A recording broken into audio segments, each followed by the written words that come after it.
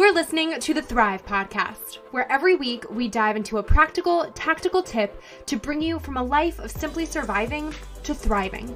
It's personal development for the everyday girl who is done with coasting through her days, done with feeling like she's missing out on the deeper meaning of her own life, and done with mediocrity once and for all. Because it's not enough to simply survive. You deserve to thrive. Welcome back to Thrive.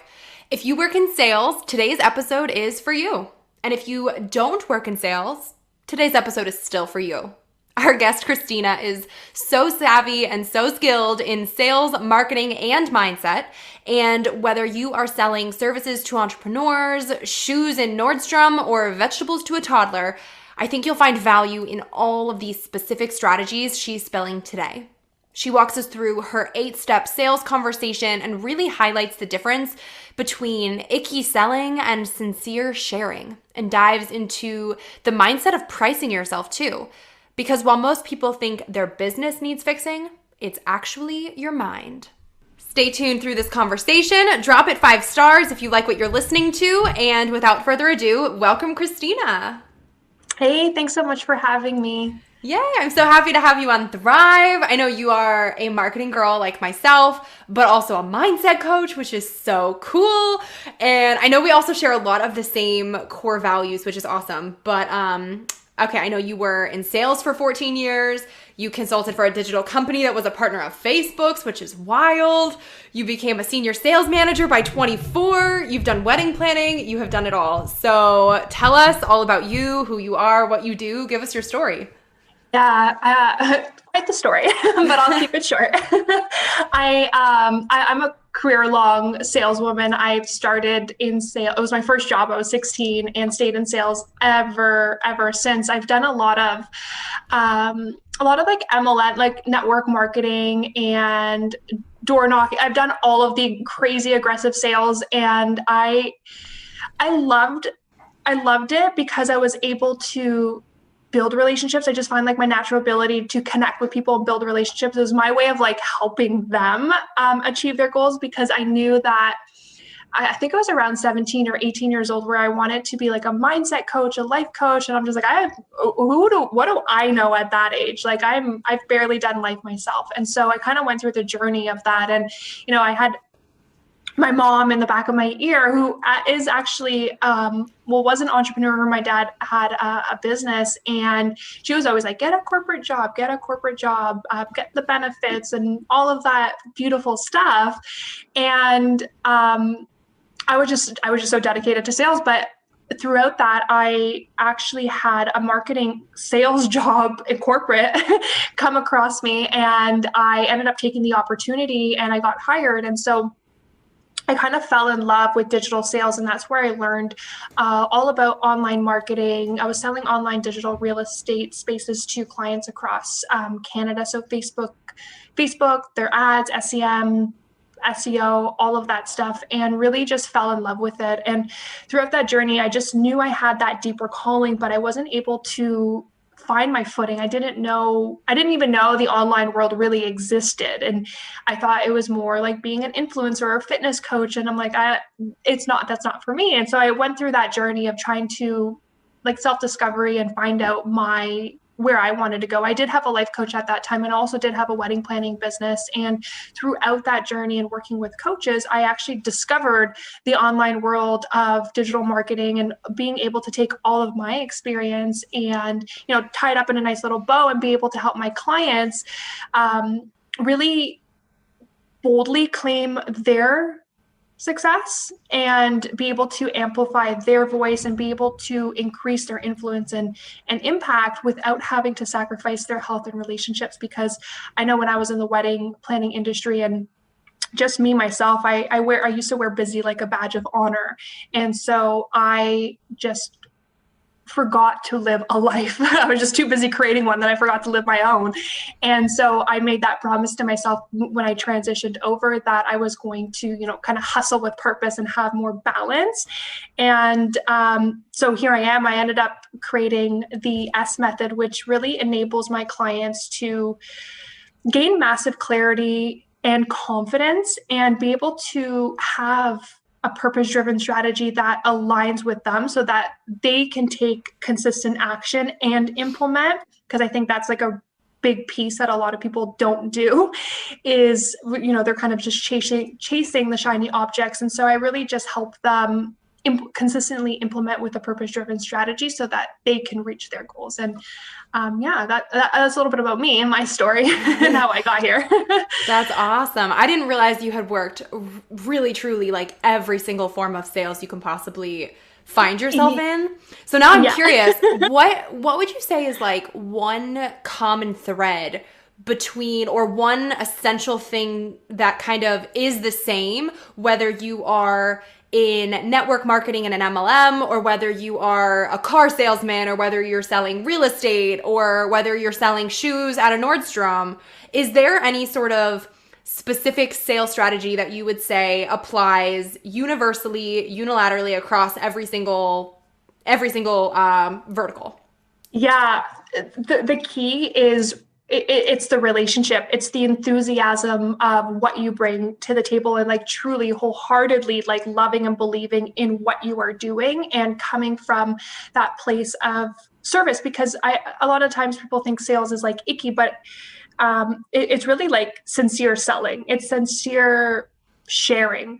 And I found like the really biggest common thread is really making people feel heard, loved, understood, and like really giving that undivided attention and speaking to them like a friend, like really creating and cultivating that relationship with them and getting to know them as that person. And I would say the relationship core of that is like the sum of it all, and being able to relate to them.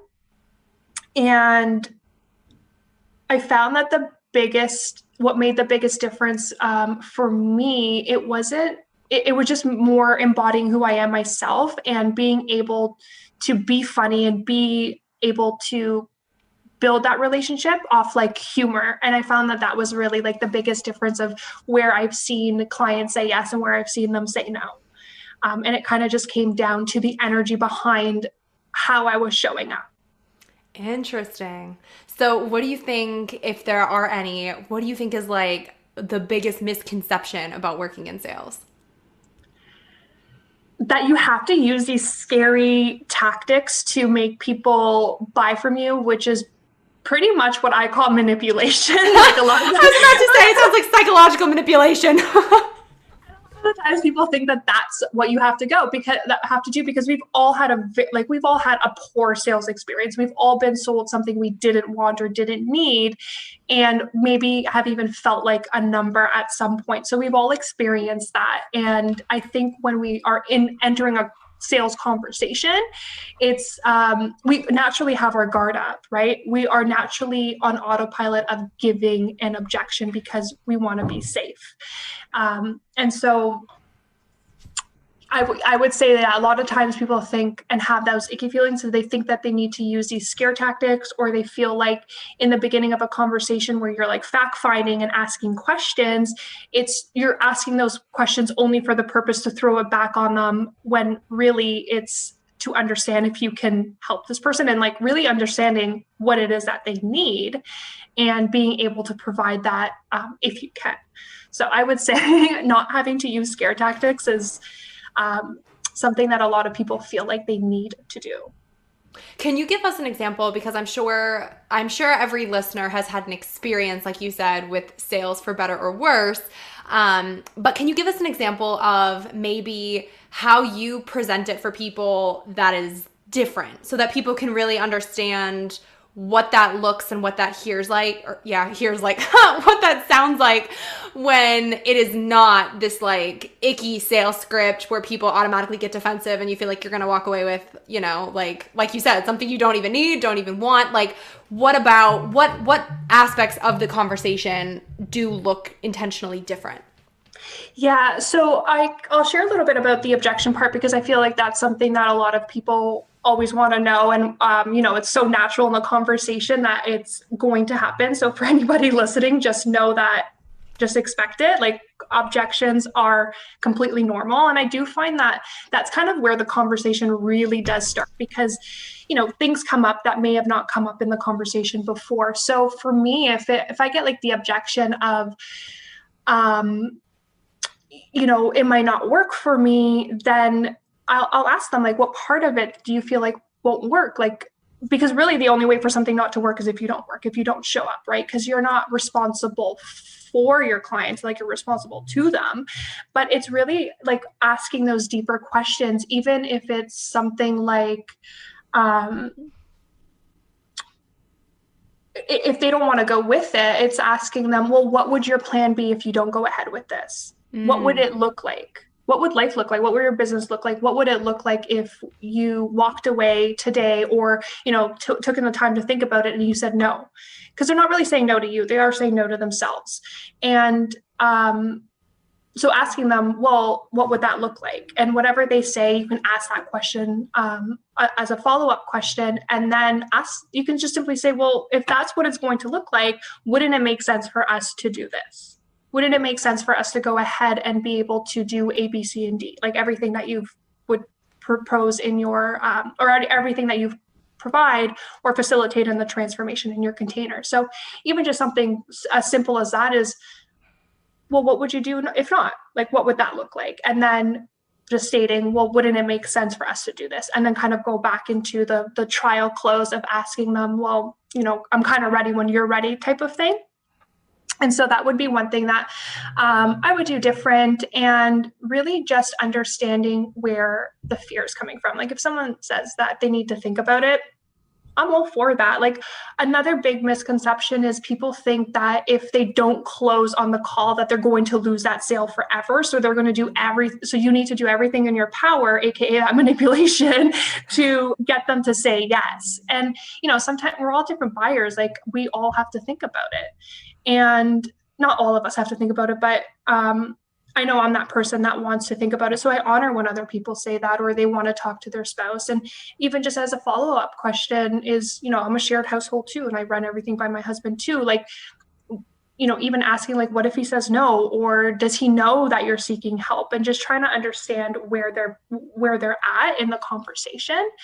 And just honestly, just being genuinely curious of what they really need to think about, how they make their decisions, and is it a yes or a no? Like, do they trust you or do they not, kind of thing, right? So really being able to understand the underlining fear of the objection. So interesting. For people who also are not in sales listening in, can you walk us through, is there like a sort of, I know we talked about, okay, icky, some scripts can feel super icky.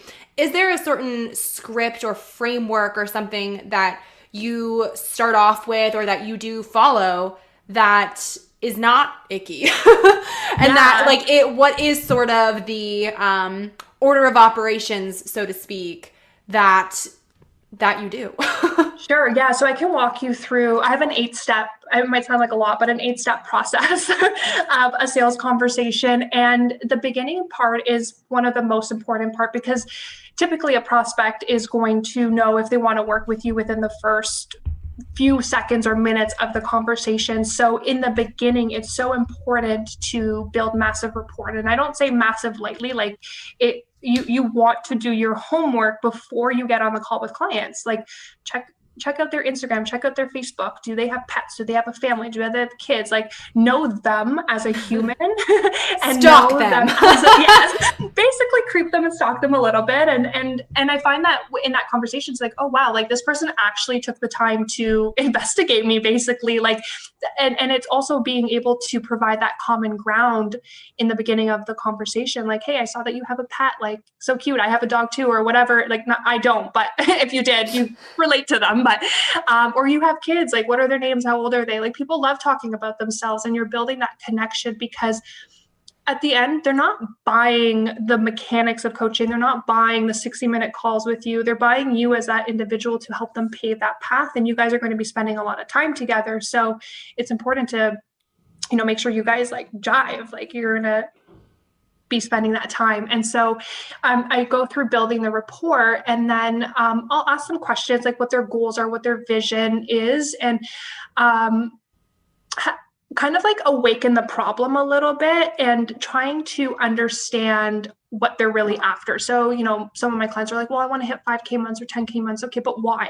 Like, why do you want to hit that? Like, what's the real reason? Because money is not going to be what makes you jump out of bed every morning.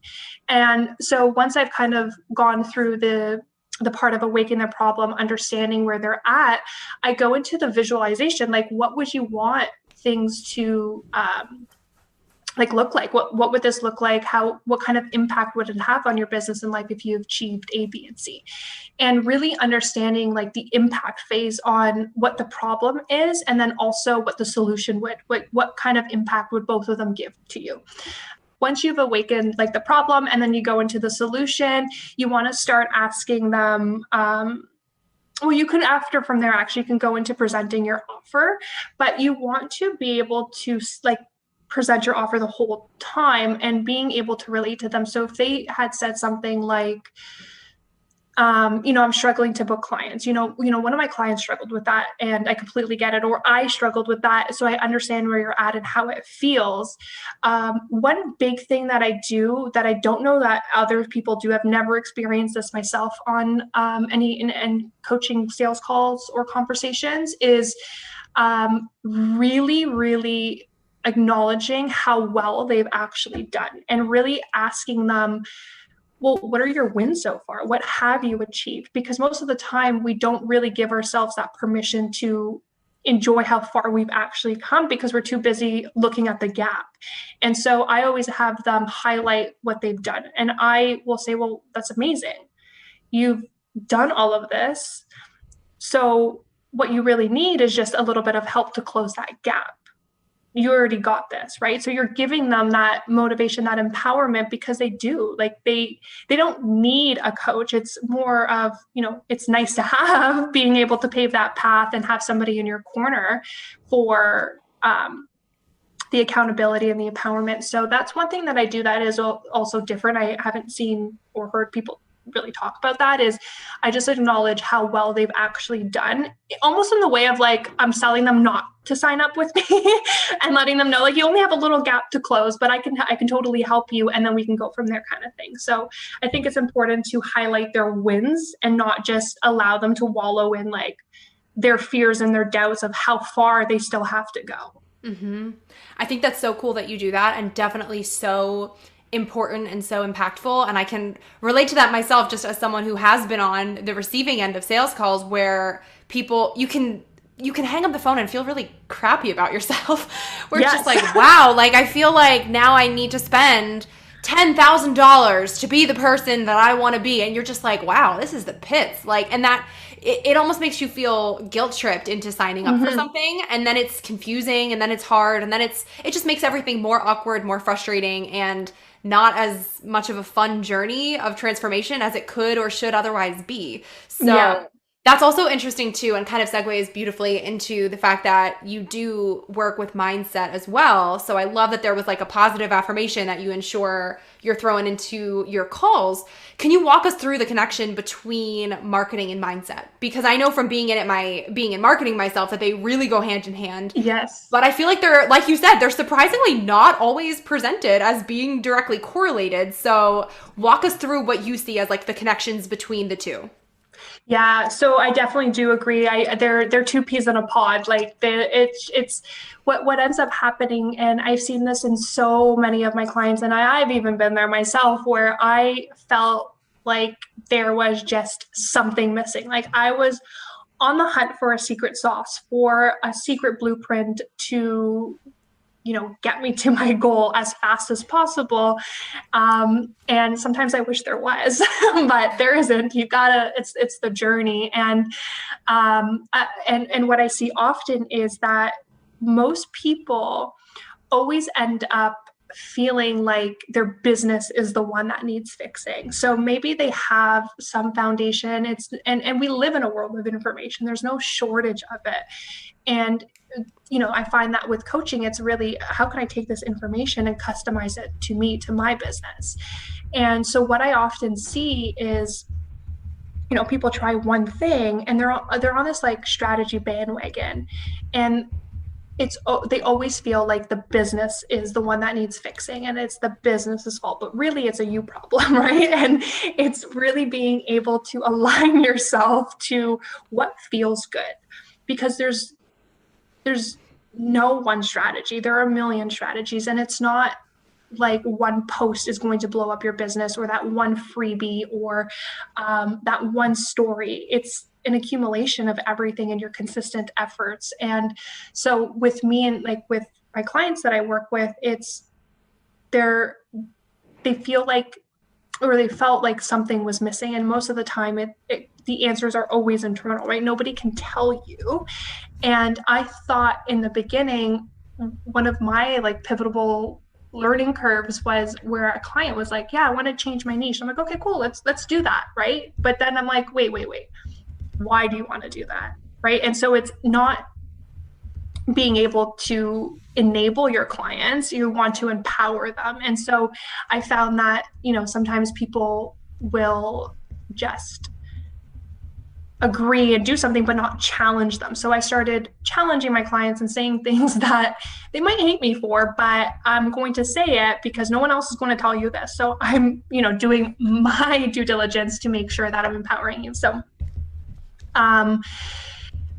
so to kind of put that all together is, most of the times, and I think with entrepreneurship, it's more of a self-discovery, a spiritual type of journey, because there's no end destination. There's no gold medal. There's nothing waiting for you at the end. Like, there is no end, right? It's a life process. It's a journey, and it's who you become in that. And so with my clients, I really work on, okay, so you want to do this, and then, you're all of a sudden you do it once and it's not working, but let's kind of go back into the energy. What did you do? Being a little bit more specific. So I decided to marry the two together, because no strategy is going to work if you're not behind it or your mindset's not there. That's all so fascinating. I love it. What do you think is the biggest thing holding women back, especially in business as entrepreneurs, in marketing themselves, in working on their mindset, to really go from a place of surviving to thriving? Because I love what you just said about how there is no end destination, and it's this continuous, ongoing, never-ending journey of self-discovery, really.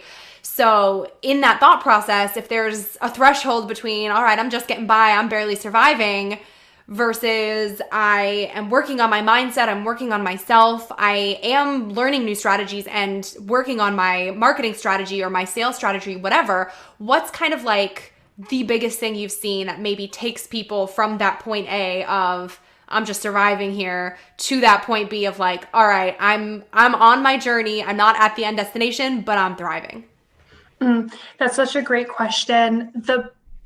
There's so many things that I want to say to this. So the thing that I found the biggest difference was aligning yourself to the vibration, like really, like truly being that energetic match. And I know it's not like an answer that people love to hear, because they want something that's like tangible or something that's like secret, but really it's really taking a look at your business and looking at what you are doing and what are the day-to-day things that you're doing that are draining you, and what are the day-to-day things that are actually fulfilling you. And when you go and do something, are you doing it from the intention of lack, or are you doing it from the intention of like, this is what my heart is saying that I want to share? And because there's so much power in the energy of like, when you get that burst and you get that inspiration, rather than let me just hop on Instagram, get some inspiration from other people, and then now I'm going to feel like crap and I'm not going to do anything. I'm going to go on a walk so I can feel better, and then I'll come back and work on my business. So I found that the biggest thing is really knowing what you want, and doubling down on one thing. Like, you don't have to do 10 different strategies and spread yourself thin. It's see what's working and kind of taking that path of least resistance and being able to double down on that one strategy that just fills you up and it feels good.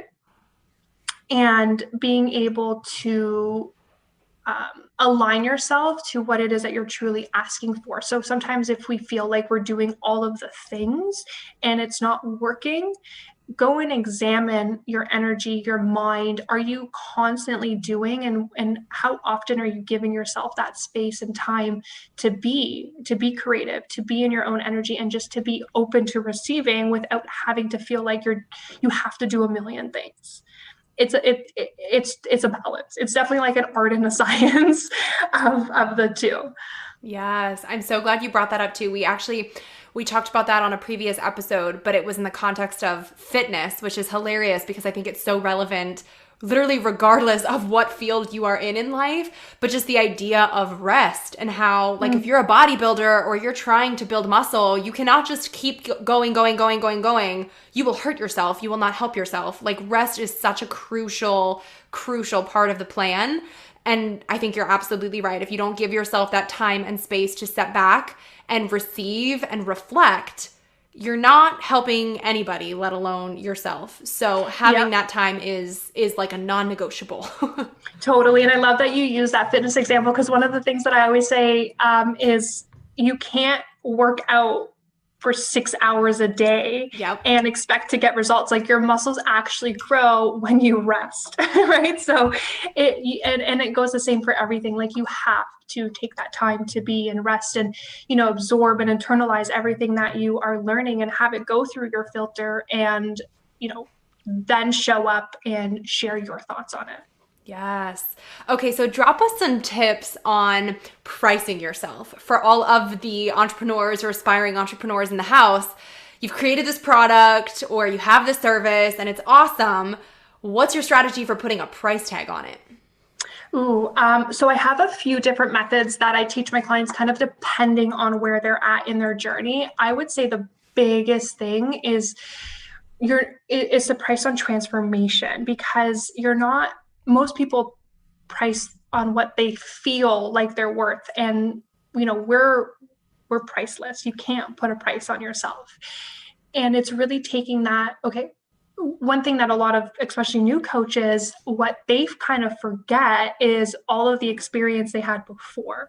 For some reason, all of that gets dismissed and it's not even considered in their pricing process. And the biggest tip I would say is think back on all of your experience and think back on, what transformation are you facilitating? What will your ideal clients gain? And what will they save by investing from you and in you? And being able to price on that transformation. So if you're taking somebody from, $0 to $5,000 or $10,000 or, whatever it is, somebody that's going to be making, if they're making 5,000, 60K a year or whatever it is, they're more likely going to invest $3,000, $4,000, right? It's kind of like being that no-brainer price because the ROI is so much greater. And so I would just make a list of, okay, what are all of the things that I have achieved? Why am I qualified to teach this? Where are my ideal clients currently? Where will they be after? And then look at the transformation. How is their life, their business, relationships, everything going to improve after we're done working together? Because it's not just at the end of the container, they're going to have this for the rest of their life. And so that's definitely something to really consider. And so one thing you can do is like a 3-tier pricing model, which definitely something I do suggest for newer entrepreneurs is, for the first 4 clients or for the first 3 months, you can do a price that you feel, because you've got to also energetically be behind your price. You don't want to undervalue and feel like you're working for free and, not energetically show up, but you also want to make sure that you're energetically compensated for the amount of time that you're investing in your clients. So, you can kind of increase your prices like every 3 months or every time you book a batch of clients. And so throughout, 3 months or 6 months, you have evolved as a person, your brand has evolved, and then your prices are going to evolve as well. So I just really suggest not slapping a price on what you think you're worth, but really on the transformation, and incrementally increasing from there as you know, get more experience and you really understand the true transformation, that the tangible transformation you'll be able to provide your clients. Mm-hmm. Well, building off of that, how can folks go about valuing their offering differently than pricing it, if that makes sense? Because I know we always see, oh, you're getting this package and it's valued at $50,000, but today you will only pay $2,000. Like, and people I'm sure always look at that and go, okay, did you just like pull a number out of your butt for the value there? So what's kind of your thought process or your strategy or science behind that differentiation in price points, where you've got one where you're like, all right, this is what it's valued at, but then this is what you're going to pay? Yeah, so that's a good question. So one thing that I would do is never obviously price by hour, but you want to know what your hourly rate is. And so then that way, when you're kind of creating that entire value of this is what the total would be. So if, you know, find out what the, what you're worth per hour, and then think about if you were to, I don't know, you have an array of spreadsheets that are going to give your clients this transformation, like the clarity, everything that you're going to walk them through. Like if you were to sell those individually, like what would you kind of price that at? And it's really hard to be like, this is worth this much. So sometimes it's more kind of evaluating what you feel like it would be worth based on the transformation and clarity it would give them. So if I'm selling something like pricing your offers individually, then I know that might be worth X amount, like $55, like as an example. But it's really being able to look at what you're worth per hour or what your hourly rate is. And if you were to sell everything individually, what kind of price point would that look like? And then kind of adding it all up. And then obviously we don't price per hour, and you're kind of pricing by time. And one thing that I do is track my time. So if I'm doing Voxer, how long do I spend on Voxer? How long do I spend on client reviews, material reviews, or anything like that? And so then that now becomes, okay, so I've spent a few hours on that. My hourly rate is X amount. So then that would add up to this. So it's really just knowing how much time you're spending on certain tasks and being able to put that together.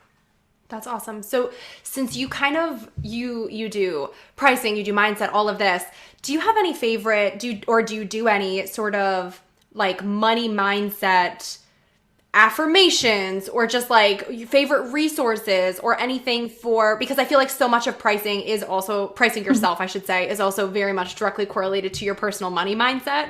Mm-hmm. So if someone's sitting there and they're like, dude, I have no idea what I'm worth. I have no idea what my time is worth. I have no, like, is it $50? Is it $100? Who knows? Like, it feels so arbitrary.